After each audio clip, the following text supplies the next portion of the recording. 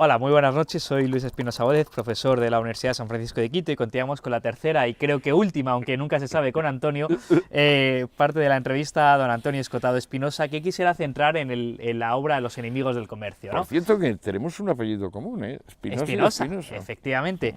Lo cual también tenemos esa característica común de ser espinoso, ¿no? De ser molesto, de pinchar, que me gusta mucho. De los enemigos del comercio, que vamos a empezar hablando de cómo surgió, ¿no? Porque creo que fue una historia, Giocondi, ¿no? Fue un espíritu jocoso el que llevó a la... Bueno, empecé escribiendo cuando estuve un año en Tailandia de sabático, comprendí que los pueblos eran ricos en función de su educación y que tuvieran las riquezas naturales que tuvieran o el valor geoestratégico de su posición, que eso no era nada. Que los pueblos educados, o libres, si se prefiere llamar así, son ricos siempre. Y los otros, tengan lo que tengan, son pobres. El caso más manifiesto, por ejemplo, es Arabia Saudita o Venezuela. O Sí. mejor, los dos pueblos que... Yo estudié esto un poquito, hace 15 años o así, en la relación recursos-país. Y entonces descubrí que los dos países más ricos del planeta son Birmania y Argentina. Qué casualidad que Birmania está en el semipenúltimo, así, Sí. y Argentina pues rápidamente se acerca a eso. Yo creo que los suburbios de Buenos Aires actualmente es el lugar donde más gente se puede morir de hambre del planeta. Pues, casos de estos de familias con muchos hijos, pero que la madre está esquizofrénica, el padre es alcohólico y tal, me estoy refiriendo a criaturas pequeñas, o sea, que ya tienen un estado alto de desnutrición y entonces con un par de errores más. Sí. Porque en el mundo moderno ya no se muere la gente de hambre como se moría en las hambrunas de Stalin. Eso O es. sea, eso hay Eso que se acabó, ni siquiera en admitirlo. África. Por eso, En el o siglo sea, XXI ese problema lo estamos solucionando. todos estos victimistas llorones Sí. no saben lo que dicen. Sí. Punto. Pero entonces, los dos países más ricos del mundo, Birmania y Argentina, qué paradoja.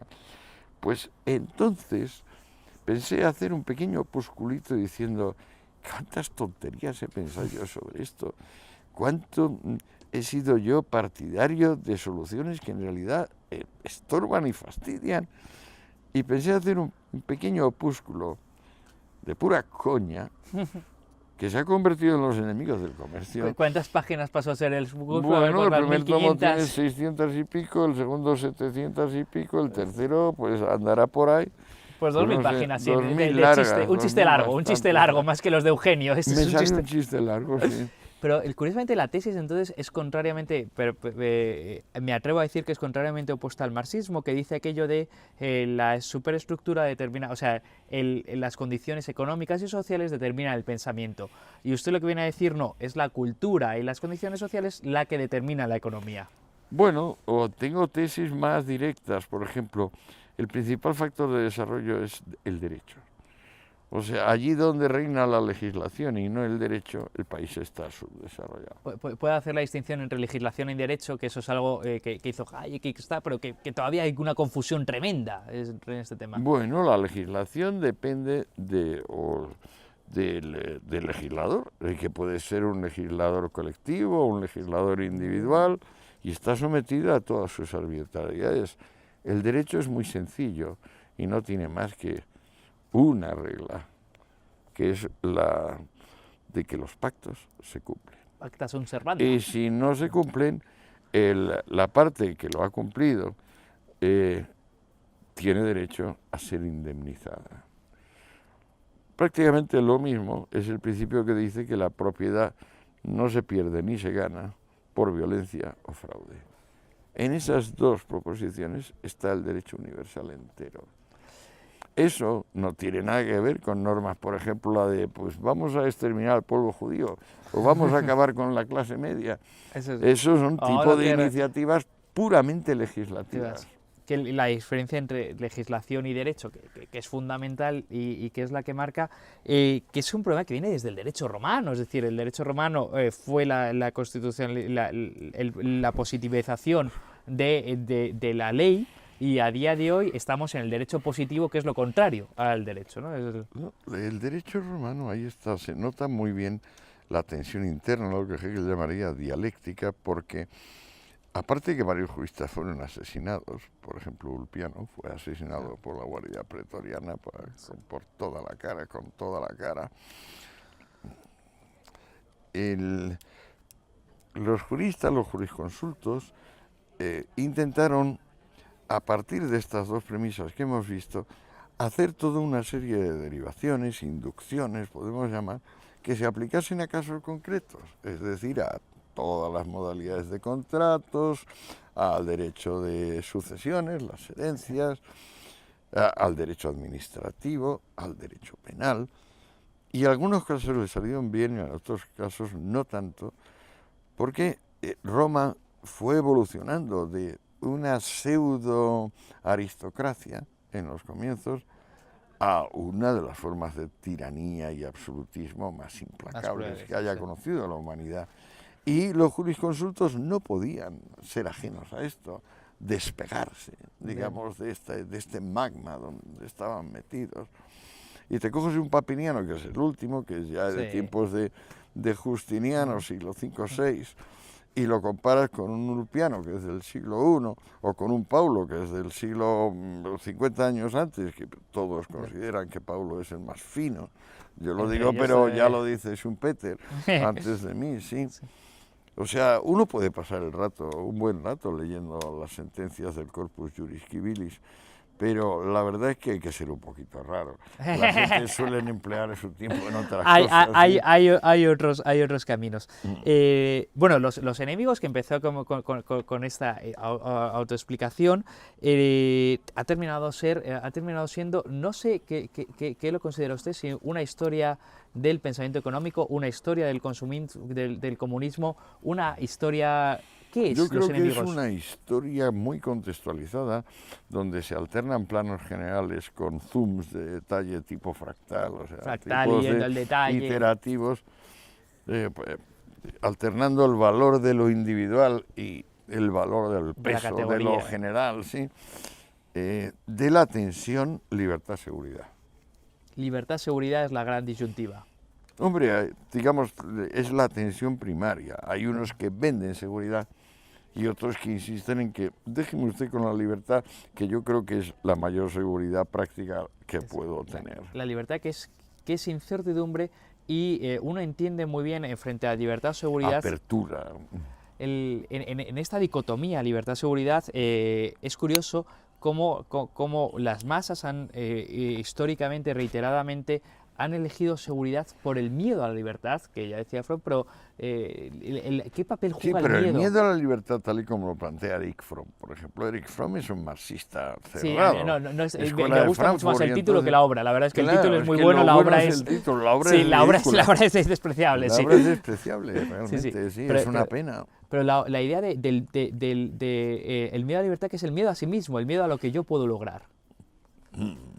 Es el vértigo de lo abierto. O sea, estás ante un gran espacio vacío y probablemente hay algo inconsciente y secreto que dice, lánzate y te saldrán alas y será maravilloso.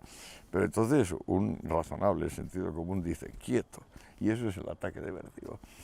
El ataque de vértigo te impide, pero claro, por otra parte hay gente que se abonan al ataque de vértigo y eso significa que ya no se mueven de donde están, practican la idea fija, su vida es nada más que un reino de derechos adquiridos, en general no hay vitalidad, no hay energía, no hay realidad, la realidad les molesta, ellos quieren que la realidad sea esto o aquello, pero no admiten que aquello está moviéndose y cambiando continuamente, no lo admiten. Y la idea del cambio, que es una constante en los enemigos del comercio, la evolución, el cómo Pantarrey, todo cambia, todo fluye. Que por cierto, Heráclito es un autor de sus referencias, ¿no? Un autor referencial, para lo poquito que se conoce, no sé. Es increíble, un hombre que ha dejado 180 líneas y esos 180 las repite toda la humanidad sin parar porque no hay ni una sola frase que no tenga un poderoso Y frente significado. a Heráclito, ¿cuál es su antagonista? ¿Cuál es el Es autor? Parménides en aquella época, pero Parménides es muy interesante también, lo que pasa es que claro, no tiene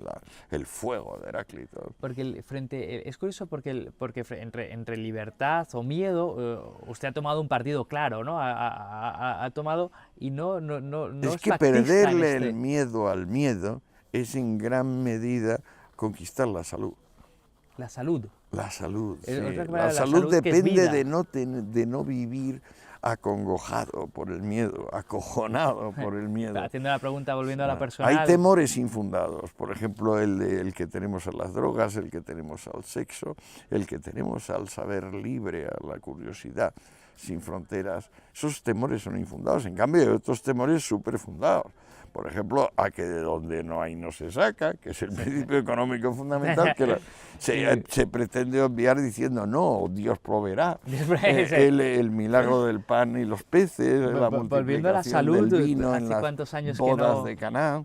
La idea que se multiplicara sin trabajo, ¿no? La idea de Claro. que el esfuerzo, puede haber abundancia sin esfuerzo, que el esfuerzo es una palabra. Exacto. Ya el Estado, si no provee Dios, provee el Estado, y entonces Estado. déficit público, pues nada. Y aplazamos bien, el sí. problema a la siguiente Huida generación. hacia adelante ridícula, sí. Dos preguntas. En esta idea Me ibas a preguntar cuántas décadas llevo sin ir al médico. Efectivamente, pero se me ha quedado porque esta conversación se traba. ¿Cuántas décadas llevas sin ir al médico, Antonio? 4. 40 años sin ir al médico. Lo cual... Pero tampoco me analizo, ni me dejo tomar la atención, no me interesa, soy demasiado, digamos, hipocondriaco para permitir que alguien sepa de mí más de lo que sé yo. Y la verdad es que si medimos el estado de salud por la capacidad de trabajo, goza de un envidiable estado de salud, ¿no? Bueno, el mero hecho de no haber tocado un quirófano, ni un hospital. ¿Usted bueno, yo no he tocado nunca a un los hospital. 30 años tuvo una enfermedad Hoy he grave. tenido enfermedades terribles, 2 hepatitis. 2 hepatitis. La foto, Probablemente tengo hepatitis C hace 30 años, La pero foto no le hago ni caso. la foto de esos 30 años con la hepatitis en Ibiza a mí me ha Sí, impresionado es porque una se le foto ve... que no parece que soy yo, No, sí, no, se parece le un ve personaje completa- del Greco. Sí, Es que me completamente. encuentro a los 25 años, no, 24, con una enfermedad que, según los análisis, va cada vez a peor, las transaminasas pirúvicas y oxalacéticas, y va cada vez peor, y yo no me encuentro ni bien ni mal, simplemente me han dicho que no puedo comer nada que tenga grasa, y al fin y al cabo voy perdiendo peso, bajo, pues yo tenía unos 77, ahora seguro que tengo menos, pero yo pesaba 70, pues llegué a pesar 49. Eso significa pues, los huesos. Y claro, decía, pero si con las ganas que tengo yo de vivir y saber cómo me voy a morir yo de una cosa que no duele a los 24, qué absurdo es este. Y estaba cavilando y cavilando hasta que tuve la suerte de conseguir una audiencia del médico de Gaulle, que era el catedrático aquí de patología clínica computense, José Casas. Dios le bendiga 1000 veces, es el único hombre sabio que yo haya conocido, junto con Marañón, a quien también tuve el honor de conocer. Hice una visita al Brasil cuando estaban mis padres allí, y le recuerdo comiendo y tal, y papá diciendo la clásica tontería: Antonio sabe mucho más que yo y que su madre. O sea, pregúntale cualquier cosa a Gregorio y verás cómo la sabe, es una enciclopedia. Debía tener 13 o 12. Sí. Y claro, esto, fíjate lo que ha funcionado como feedback para mí. Pues bueno, Pepe Casas me vio, conseguir la audiencia fue Dios y ayuda, porque si era el médico de Gaulle, pues tenía gente. Entré, me miró y me dijo: joven, diría que tiene usted 37,8, pero que en realidad no es fiebre suya, es aprensión. Por el historial que veo, usted ha perdido mucho peso, usted lleva 4 meses en la cama, le están metiendo 1 litro de glucosa al día en vena. Está usted preocupado. ¿Sabe usted lo que le digo? Olvídese de nosotros. No vuelva a hacerse un análisis, al menos en 3 meses. Está usted haciendo análisis semanales. Ahora mismo se baja abajo y se come usted un bocata de jamón con mucho tocino. Empieza a tomar el zumo de naranja que le tienen prohibido. Y en general se olvida de todo, se pone a vivir. ese hombre salvó mi vida. Y ese consejo que usted decía con 24, dice, ¿cómo voy a morir con tantas ganas de vivir? Y ahora con 74, si no me equivoco, sigue siendo... Ya no tengo ninguna gana de vivir, no te creas. No tiene ninguna gana de vivir. Prácticamente lo que sigo teniendo es mucha curiosidad, mucho amor por mi gente, pero gracias a Dios ese impulso, ese instinto de supervivencia ya lo he vencido. Eso ya está. Tengo mi botiquín en cuanto vengan maldadas. Hasta luego. Que eso es una actitud aristocrática romana, una actitud de caballero, no sé Mors tempestiva, la llamaban los romanos, muerte a tiempo. Y es la Hombre, idea... otra cosa es que ahora puedo presumir de eso y a lo mejor cuando llegue el momento no tengo el coraje. Bueno, pues seré una sabandija. ¿Qué le vamos a hacer? Pero es una idea, es uno de esos debates absurdos de nuestro tiempo, el de la eutanasia, el de la salida a tiempo, completamente, es una de las cosas más... Yo ahora creo que he vivido todo lo que tenía que vivir, he disfrutado mucho. Por ejemplo, el sexo estaba tan reprimido que es que tenía que romperlo y lo rompí. Del saber no sabía nada, ahora sé un poco más. Todo ha ido bien, o sea, he conseguido el respeto de mis vecinos, que es lo máximo que se puede pedir. No el respeto de mis colegas, pero ¿qué le vamos a hacer? Mis colegas son como son. Pero es curioso porque Antonio es cuando uno habla de Antonio Escotado, generalmente se habla de una persona excesiva, ¿no? Usted ha disfrutado de las drogas, del sexo, del conocimiento, todo lo ha hecho en exceso. Sin embargo, la moderación es una de sus virtudes principales, uno de sus leitmotiv. Bueno, yo lo llamo elegancia y se me ocurre que elegancia viene de eligere, o sea, de elegir, de seleccionar. La persona elegante selecciona, discrimina. Y entonces, claro, yo siempre he discriminado. He procurado no acostarme con una feonga o con una neurótica. Y he procurado no tomar fármacos de manera que me hiciesen displacer en vez de darme gusto. O sea, lo he procurado. Eso no quiere decir que lo haya conseguido. ¿Qué palabra más horrenda ha dicho usted en el siglo XXI, 2015? Discriminar, que parece que es completamente prohibido, ¿no? No se puede discriminar. Pero no, es que hay que discriminar, lo bueno y lo malo, no es lo mismo. Es importantísimo. Bueno, sobre el tema de los enemigos, cómo nace, y esa idea de, usted vincula a los enemigos muy bien, lo que es el evionismo, el pobrismo propio bíblico, al pobrismo del comunismo, que es una unión que ni a los unos ni a los otros les gustaría nunca hacer. Y que santa pobreza. Santa pobreza. O sea, es un ascetismo, es un odio, es lo de los pitagóricos, sema soma, o sea, cuerpo, cárcel. Tú dices, pero coño, si ya estamos metidos en la corporeidad, no vengas a tocar las pelotas, o sea, no entristezcas vanamente al público.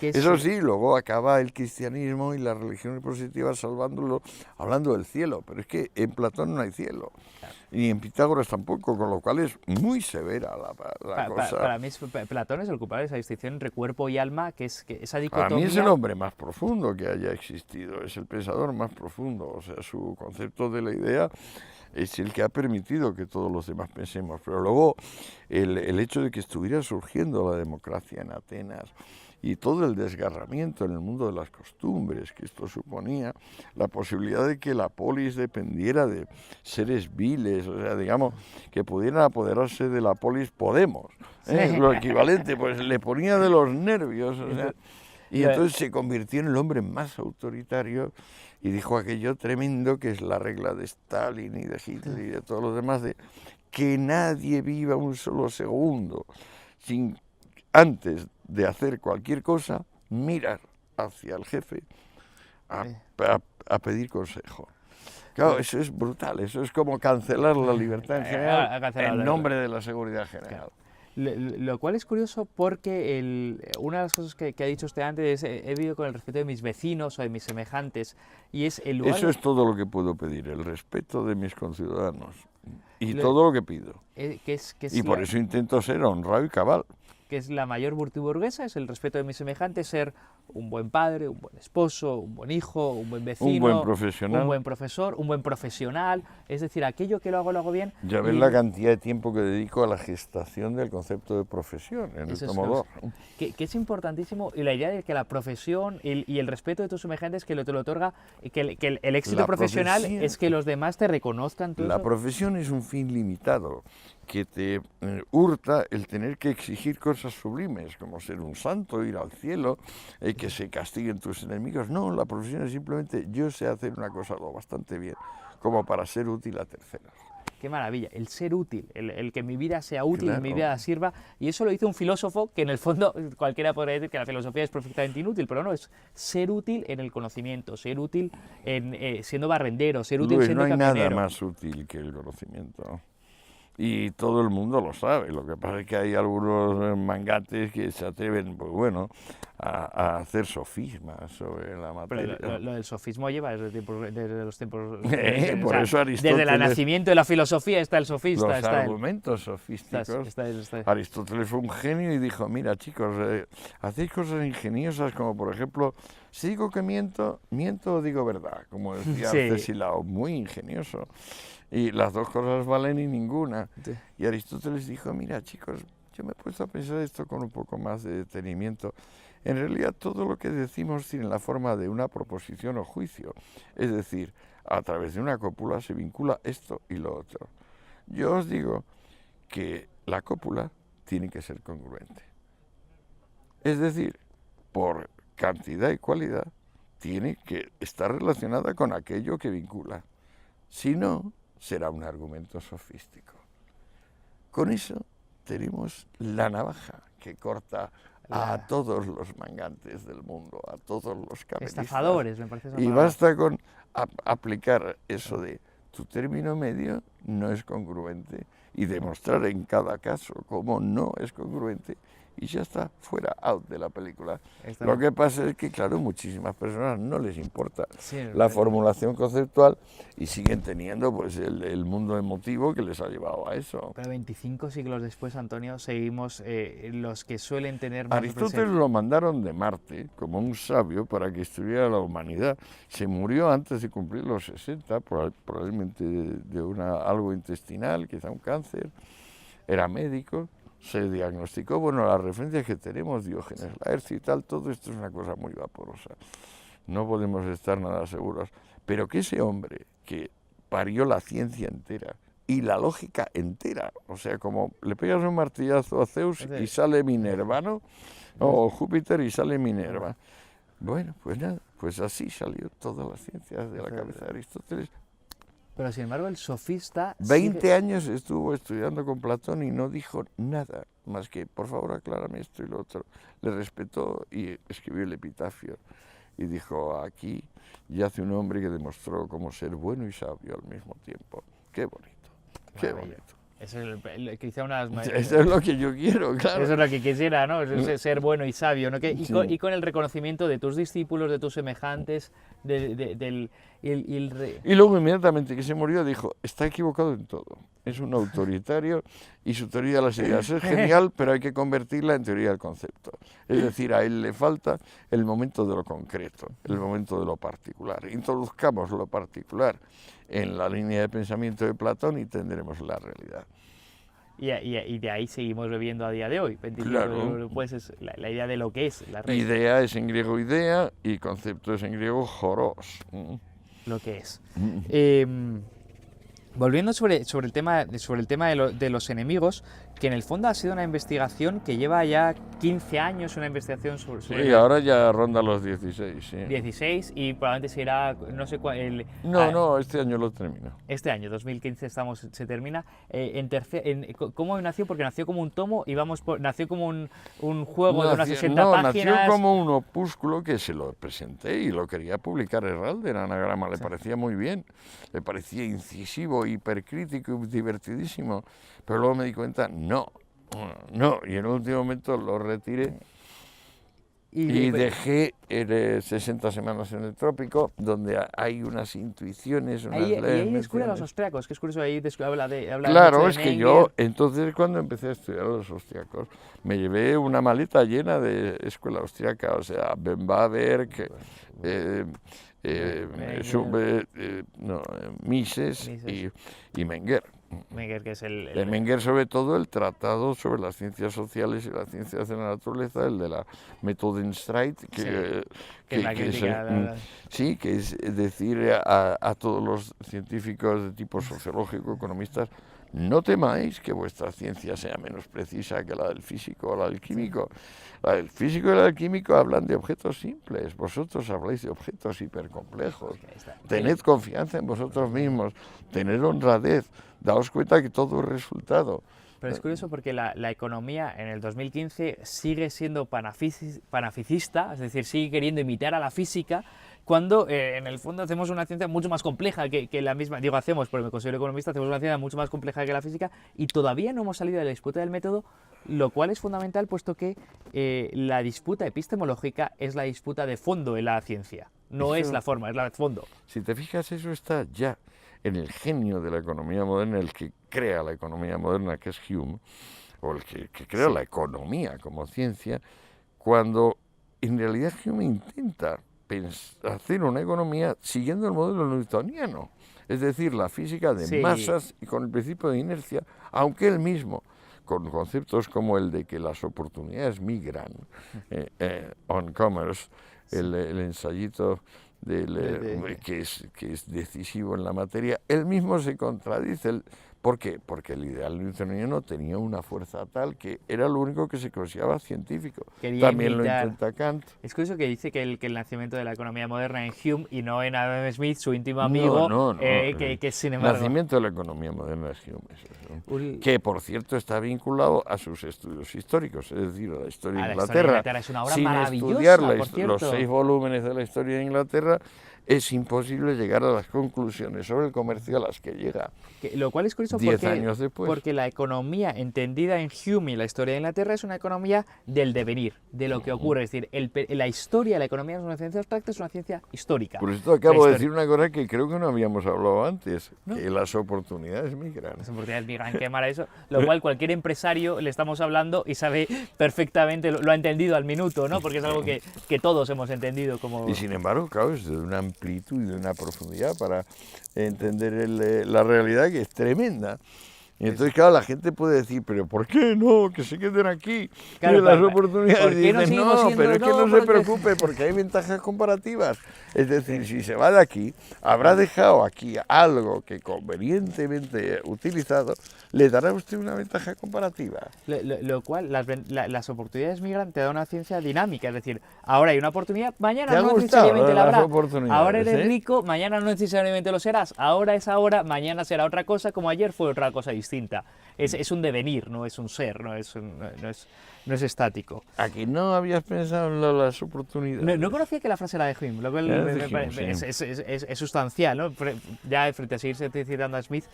Otra cosa de los enemigos es una ciencia en la que es una obra en la que se centra en cada historia de cada autor y la historia personal. Incluso hasta límites que en privado hemos hablado más de la vida sexual de cada uno de los autores, pero hasta límites, ¿hasta qué punto las circunstancias personales de cada uno de los autores, hasta qué punto las circunstancias determinan la obra? Y es importante conocerlo para conocer, porque la misma vida de Adam Smith, viviendo con su madre, una historia un poco gris, o de Hume, una persona excesiva en todo. Son vírgenes, Smith es virgen, Newton es virgen.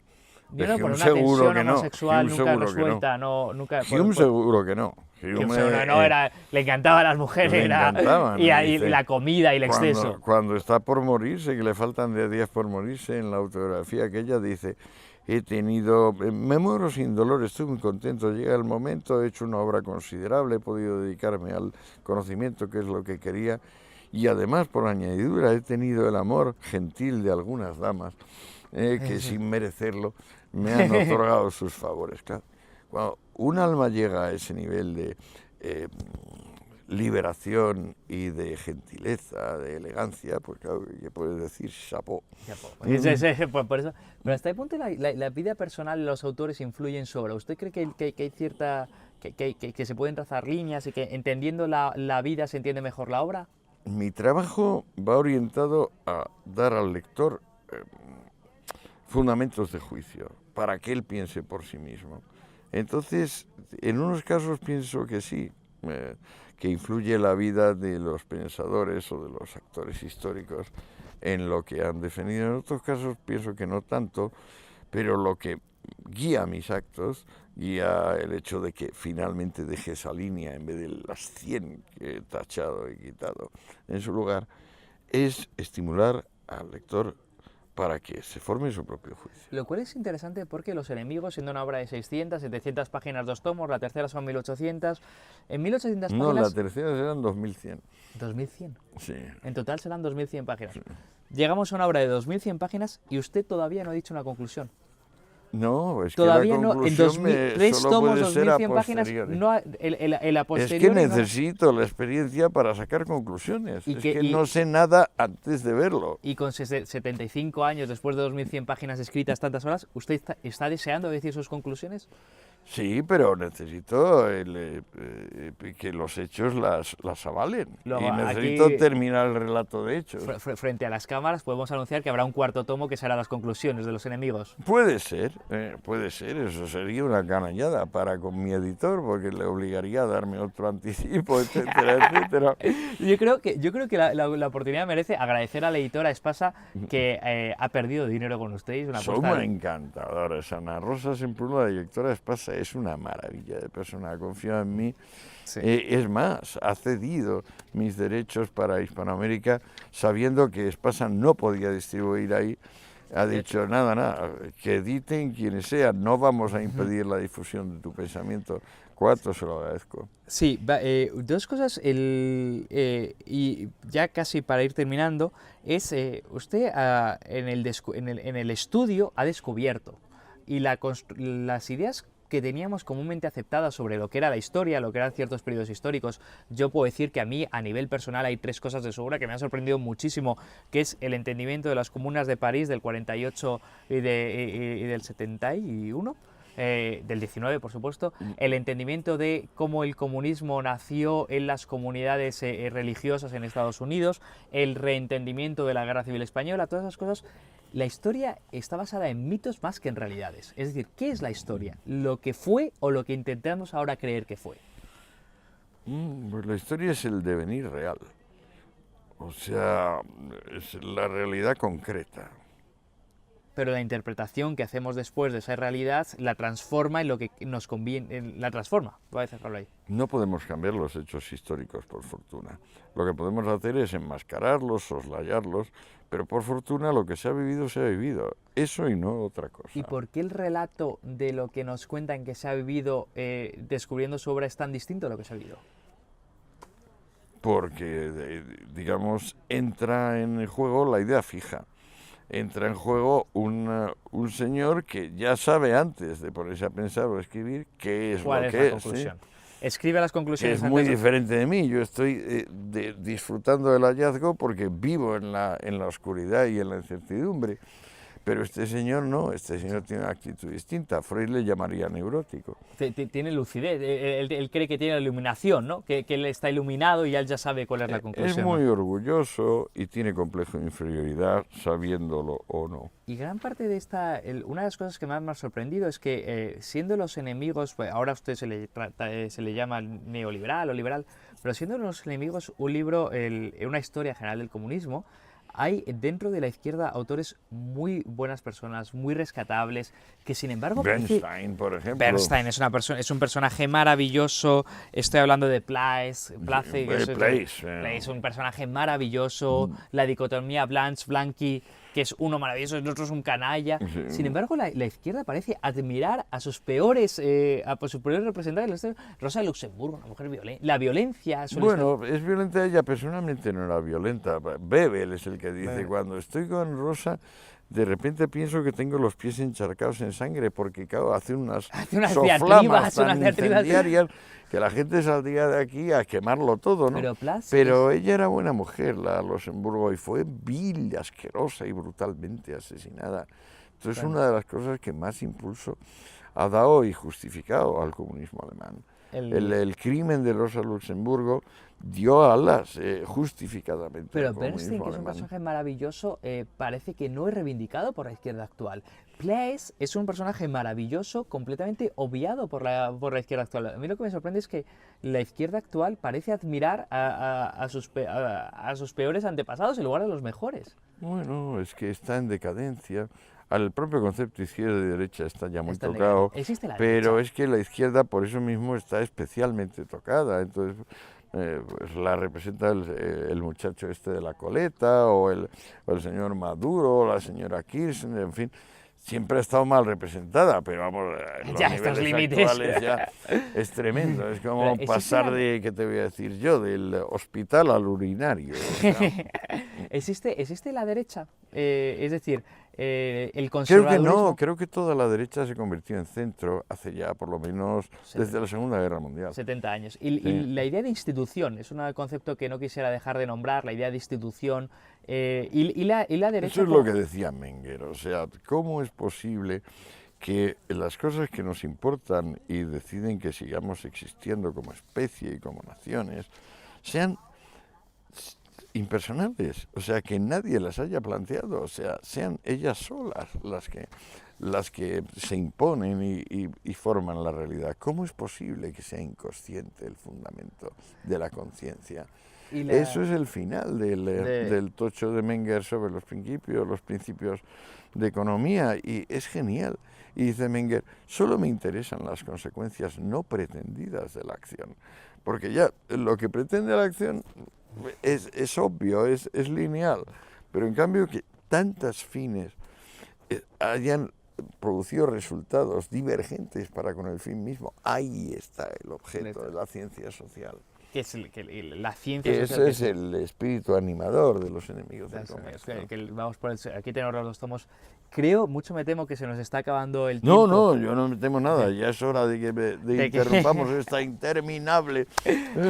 Ojalá fuese interminable. Yo podría pasarme 7, 8 o 10 horas más todavía Es aquí muy con... amable, Luis Porque es muy siempre se aprende y amable. disfruto. No sé si hay, si hay algo que quisiera dejar como último pensamiento, última reflexión. Pues no está mal, vamos a ver si se me ocurre algo.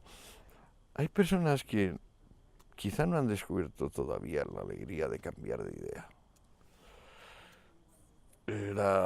El íntimo orgullo que deriva de que tú estabas convencido de fu o fa, y que de repente la experiencia, si no es otra fuente, no vale. La experiencia te cambia. Y entonces dices, oh Dios mío, y te pones a estudiar o a ser a otro nivel.